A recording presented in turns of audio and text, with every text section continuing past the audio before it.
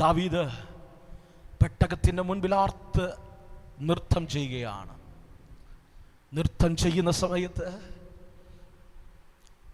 കാളവിരണ്ടു, ഉസ്സ പെട്ടകത്തിൽ പിടിച്ചു. ക്ഷണത്തിൽ ഉസ്സ തകർന്നു, മരിച്ചു വീണു. ദാവീദ് ഭയന്നു, ദേശം മുഴുവനും ഭയന്നു.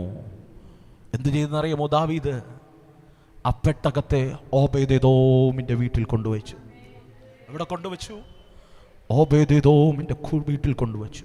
3 മാസം കൊണ്ട് ഓബേദെദോമിൻ്റെ വീട് അനുഗ്രഹിക്കപ്പെട്ടു. ഹലോ, ആരും ക്ഷണിച്ചില്ല, ആരും ക്ഷണിച്ചില്ല. നമ്മളിവിടെ ക്ഷണത്തെ പറ്റിയാണ് ചിന്തിക്കുന്നേ. ക്ഷണിക്കാതെ ഒരു പെട്ടകം അങ്ങ് കയറി ചെന്നു. അതുപോലെ പുതുനിയമത്തിൽ നീ ക്ഷണിച്ചിട്ടല്ല, നീ ക്ഷണിക്കാതെ നിന്നെ തേടി ഒരു ക്ഷണം വന്നു. നീ ക്ഷണിച്ചിട്ടല്ല, നിന്റെ വീട് തുറന്നു കൊടുത്തിട്ടല്ല. ഈ രാജാവ് ദാസന്മാരെ അയച്ച് കല്യാണത്തിന് ക്ഷണിച്ചതുപോലെ നിന്റെ വീട്ടിലൊരു ക്ഷണം വന്നു. ഹല്ലേലൂയ! എന്തെന്നറിയാമോ? ഈ പെട്ടകം അതിനകത്തൊന്ന് കയറ്റി വയ്ക്കാൻ, ഈ പെട്ടകം ഒന്ന് അതിനകത്ത് കയറ്റി വയ്ക്കുക. വചനം പറയുന്നു 3 മാസം ഓബേദെദോമിൻ്റെ കൂടാരത്തിനകത്ത് എന്ത് ചെയ്തു? ആമേ പെട്ടകം കയറ്റി വെച്ചു. 10 തലമുറ വരെ ദേവാലയത്തിൽ പ്രവേശിക്കാൻ പാടില്ലാത്ത കുടുംബമാ. എത്ര? 10 തലമുറ. ശാപത്തിനടിമയായ കൂടാരത്തിനകത്ത് എന്ത് വന്നു? പെട്ടകം വന്നു. ദൂരെ നിന്ന് സ്വപ്നം കാണാൻ പറ്റില്ല. ഹലോ, ദൂരെ നിന്ന് കാണാൻ പോലും പറ്റില്ല.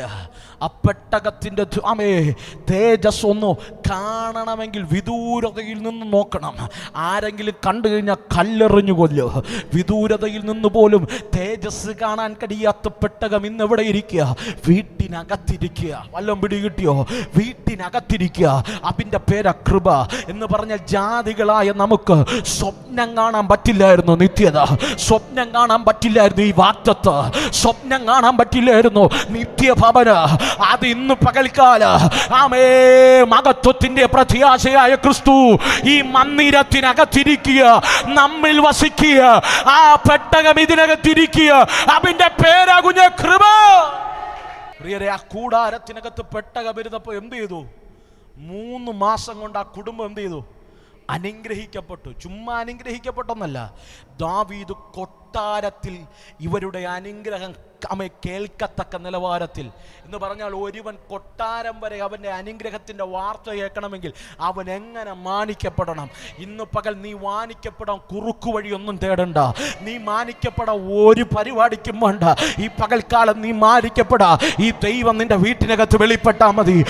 പ്രിയരേ, ഓബേദെദോമിന്റെ കൂടാരത്തിൽ ആ പെട്ടകം ഇരുന്നപ്പോൾ ആമേൻ അവന്റെ അനുഗ്രഹം വേഗത്തിൽ വെളിപ്പെട്ടു. ഞാൻ പറഞ്ഞല്ലോ, വാഗ്ദത്തം വെളിപ്പെടാൻ നീ ഒന്നും ചെയ്യണ്ട. നീ മാറാത്ത വാഗ്ദത്തത്തിൽ മുറുകെ പിടിച്ചാൽ മതി. ഹലോ, പലതും പിടികിട്ടുന്നുണ്ടോ? ആ നിത്യത എന്ന വാഗ്ദത്തത്തിൽ മുറുകെ പിടിച്ചാൽ മതി. ബാക്കിയുള്ളതൊന്നും ഫോക്കസ് ചെയ്യണ്ട. നിന്റെ ഓട്ടം സ്ഥിരതയോടെ ഓടിയാൽ, നിന്റെ ഓട്ടം സ്ഥിരതയോടെ ഓടിയാൽ നീ കൃപായുഗത്തിനകത്ത് ആ കൃപയുടെ ട്രാക്കിനകത്തോടിയ ദൈവം നിനക്ക് തരേണ്ടതെല്ലാം തരും. ദൈവം അനുഗ്രഹിക്കേണ്ട രീതിയിൽ നിന്നെ അനുഗ്രഹിക്കുക, മാനിക്കേണ്ട രീതിയിൽ നിന്നെ മാനിക്കുക.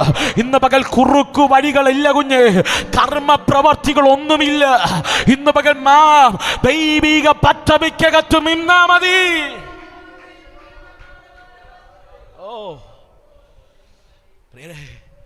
ഓബേദെദോമിന്റെ കൂടാരത്തിനകത്ത് ആ പെട്ടകം കൊണ്ടുവച്ചു. 3 മാസം കൊണ്ട് എന്ത് ചെയ്തു? അവനും അവൻ്റെ കുടുംബവും അനുഗ്രഹിക്കപ്പെട്ടു. എന്ത് ചെയ്തു? അനുഗ്രഹിക്കപ്പെട്ടു. വല്ലം പിടി കിട്ടുന്നുണ്ടോ? ഓബേദെദോമിന്റെ കൂടാരത്തിനകത്ത് ആമേ ദൈവ പെട്ടകം വന്നിരുന്നു. അവൻ്റെ കുടുംബം മുഴുവനും അനുഗ്രഹിക്കപ്പെട്ടു. അമ്മേ, ഇന്ന് പകൽ ഈ കർത്താവിനെ അറിഞ്ഞതല്ലേ നമുക്ക് ലഭിച്ച ഏറ്റവും വലിയ ഭാഗ്യം. നമ്മുടെ കുടുംബത്തിനകത്ത് ഈ പെട്ടകം വന്നതല്ലേ ഏറ്റവും വലിയ ഭാഗ്യം. എന്നെ തകർന്നു പോകേണ്ടതായിരുന്നു, എന്നെ മരിച്ചു പോകേണ്ടതായിരുന്നു, എന്നെ താളടിയാകേണ്ടതായിരുന്നു. നമ്മുടെ മുൻപിൽ നേർക്ക് വന്ന പ്രതിസന്ധികൾ എത്രയോ വലിപ്പമുള്ളതായിരുന്നു. അതിൻ്റെ മുൻപിലും നിലനിർത്തിയത്, അതിൻ്റെ മുൻപിലും നടത്തിയത്, അതിൻ്റെ മുൻപിലും മാനിച്ചത്, അതിൻ്റെ മുൻപിലും അനുഗ്രഹിച്ചത് ഈ പെട്ടകം നമ്മുടെ കൂടാരത്തിൽ വന്നതല്ലേ? ഈ സത്യവചനം നമ്മുടെ ഭവനത്തിൽ വന്നതല്ലേ? ഈ ദൈവത്തെ രക്ഷിതാവും കർത്താവുമായി നാം സ്വീകരിച്ചതല്ലേ? ഈ ദൈവത്തെ അറിഞ്ഞതല്ലേ? ഈ ലോകത്തിൽ ലഭിച്ച ഏറ്റവും വലിയ ഭാഗ്യ വീടല്ല കുഞ്ഞ്, വാഹനങ്ങളല്ല കുഞ്ഞ്, വലിപ്പമേറിയ വിദ്യാഭ്യാസമല്ല കുഞ്ഞ്, ഡിഗ്രിയുടെ ഖനമല്ല കുഞ്ഞ്. ഈ ദൈവത്തെ അറിഞ്ഞതാ ഏറ്റവും വലിയ ഭാഗ്യം. Hallelujah, hallelujah. ഓബേദെദോമിന്റെ കൂടാരത്തിൽ ആ പെട്ടകം വന്നു. 3 മാസം കൊണ്ട് കുടുംബം അനുഗ്രഹിക്കപ്പെട്ടു.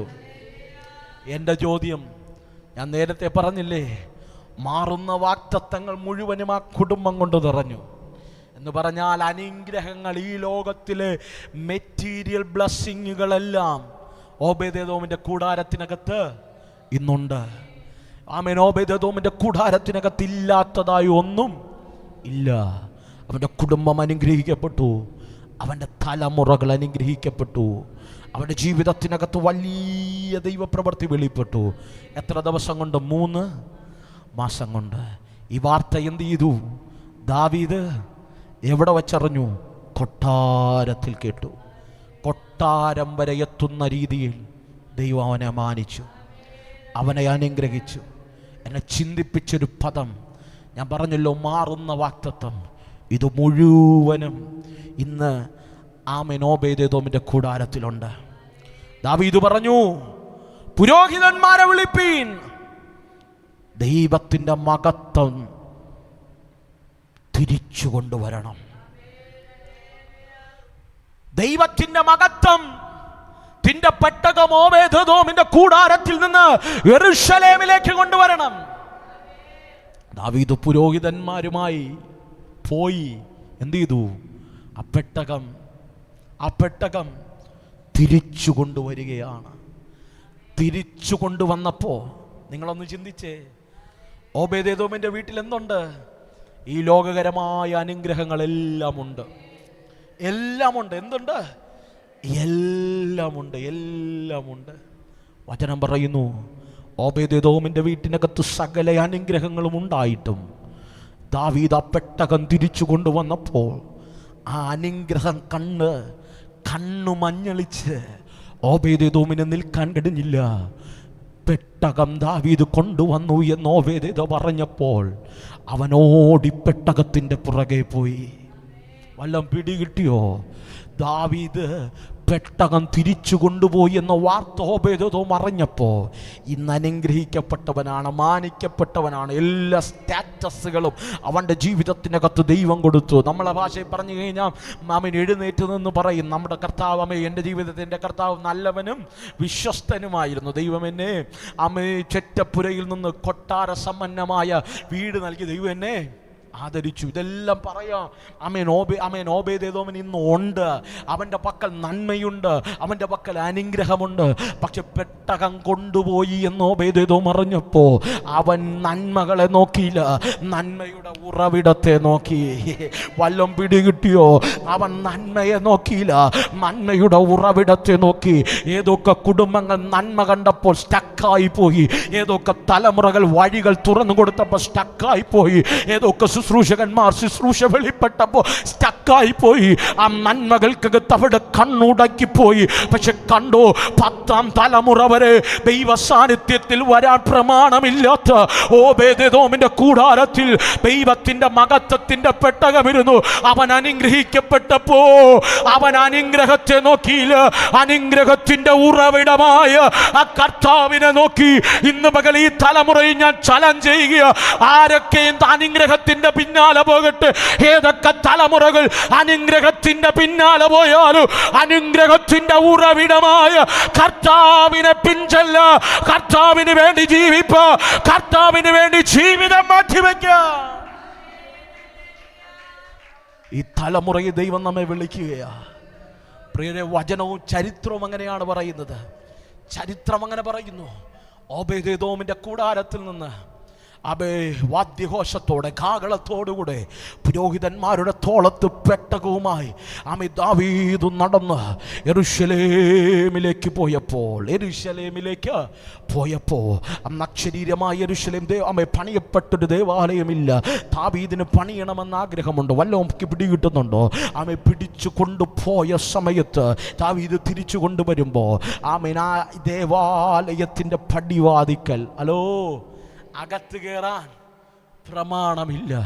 പക്ഷെ മഹത്വത്തിൻ്റെ പെട്ടകമിറങ്ങുന്ന ദേവാലയത്തിൻ്റെ പടിവാതിക്കൽ ഒരുവനിങ്ങനെ കൈകെട്ടി കാത്തു നിൽക്കുക. അവൻ്റെ പേര് ഓബേദേദോം. അർത്ഥം, കണ്ടില്ലേലും കുഴപ്പമില്ല, ആ സാന്നിധ്യം ഇറങ്ങുന്ന ഇടത്ത് നിന്നാ മതി. വല്ലം പിടികിട്ടിയോ? അനുഗ്രഹത്തിൻ്റെ മുമ്പിൽ കണ്ണു മഞ്ഞളിച്ചില്ല. അവൻ വീട് അവിടെ വിട്ടുവെച്ച്, അവൻ്റെ കുടുംബത്തെ അവൻ വിട്ടുവെച്ച് അവൻ ഓടുകയും മഹത്വത്തിൻ്റെ പെട്ടകത്തിൻ്റെ പിന്നാലെ. ചരിത്രം പറയുന്നു, ആമേൻ, ഓബേദേദോം ആലയത്തിൻ്റെ പടിവാതിക്കൽ വന്നു നിന്നു. ഇന്ന് കേൾക്കണമോ? അവൻ്റെ ആഗ്രഹം അവൻ്റെ തലമുറയിൽ ആർക്കും ആലയത്തിനകത്ത് കയറാൻ പ്രമാണമില്ല. പക്ഷെ എങ്കിലും പടിവാതിക്കൽ വന്നു നിന്നു. വചനം പറയുന്നു, പിന്നത്തേതിൽ ദാവീദിന്റെ കാലത്ത് ഓബേദേദോമിനെ ആലയത്തിന്റെ കാവൽക്കാരനായി ദാവീദ് നിയമിച്ചു. അവന്റെ തലമുറകളെ എന്തു ചെയ്തെന്നറിയാമോ? ആലയത്തിന്റെ സംഗീതക്കാരോ വാദ്യ ഉപകരണങ്ങൾ ഉപയോഗിക്കത്തക്ക നിലവാരത്തിൽ ശുശ്രൂഷകന്മാരായി നിയമിച്ചു. ഹല്ലേലൂയ. ആദ്യം എന്ത് ചെയ്തു? ആലയത്തിന്റെ പടിവാതിക്കൽ കാവൽക്കാരനായി നിയമിച്ചു. ഹല്ലേലൂയ, ഹല്ലേലൂയ, അമ്മേ, ഹല്ലേലൂയ. അവൻ്റെ തലമുറകളെ സംഗീത ശുശ്രൂഷകന്മാരായി. പിന്നത്തെ ചരിത്രം പറയുന്നത് ഓബേദേദോം ആലയത്തിൻ്റെ ശുശ്രൂഷകനായി മാറി. ആലയത്തിൻ്റെ ഒരു ശുശ്രൂഷകനായി മാറി. എന്തുകൊണ്ട്? അനുഗ്രഹത്തിൻ്റെ പിന്നാലെയല്ല, അനുഗ്രഹത്തിൻ്റെ ഉറവിടത്തിൻ്റെ പിന്നാലെ.